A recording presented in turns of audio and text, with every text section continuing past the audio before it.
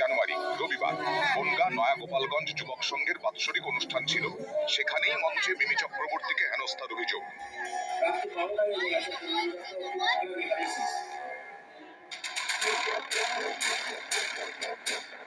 বনগাঁ থানায় মেল করে নালিশ করেন মিমি। এরপরে অতি সক্রিয় বনগাঁ পুলিশ। বৃহস্পতিবার আয়োজক তনয় শাস্ত্রীকে ধরতে বনগাঁয় তার বাড়িতে যায়। বিনা নোটিশে তাকে থানায় যেতে বলায় প্রশ্ন তোলেন তনয়। স্থানীয়দের ক্ষোভের মুখে পড়ে পুলিশ।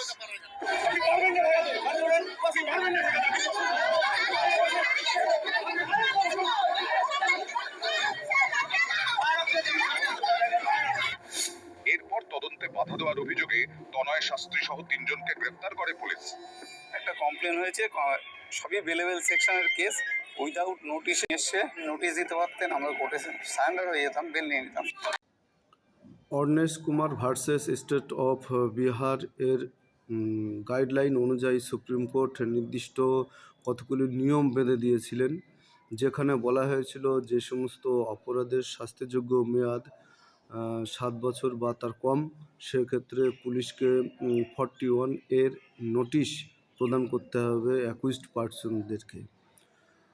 যদিও বর্তমানে বিএনএসএস ও নিয়ম বা আইন অনুযায়ী 35 এর নোটিশ রূপান্তরিত হয়েছে, কিন্তু সেই গাইডলাইন একই আছে।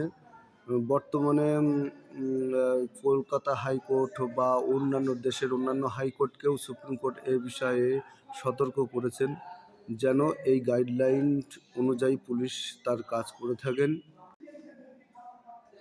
প্রত্যেকটা হাইকোর্টও, এমনকি আমাদের কলকাতা হাইকোর্টও পরবর্তীকালে রাজ্য প্রশাসন বা পুলিশ প্রশাসনকেও সতর্ক করে দিয়েছেন যে উক্ত সুপ্রিম কোর্টের গাইডলাইন অনুযায়ী যেন নোটিশ প্রদান করা হয়, বা অ্যারেস্ট করা না করার ক্ষেত্রে 41 এর নোটিশ, কিংবা সুপ্রিম কোর্টের গাইডলাইন যেটা উল্লেখ রয়েছে Arnesh Kumar versus state of Bihar, সেই অনুযায়ী পুলিশকে কাজ করতে হবে।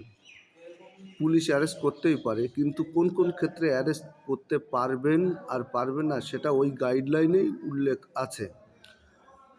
যে সমস্ত অপরাধের শাস্তিযোগ্য মেয়াদ 7 বছর বা তার কম, সেক্ষেত্রে কেবলমাত্র ওই নোটিশ প্রদান করতে হবে। কিন্তু এমন কিছু অপরাধ আছে যার শাস্তিযোগ্য মেয়াদ 7 বছরের বেশি, মানে 7 বছর এটাকেই একটা রেশিও ধরা হয়েছে, তার কম বা বেশির উপরে ভিত্তি করেই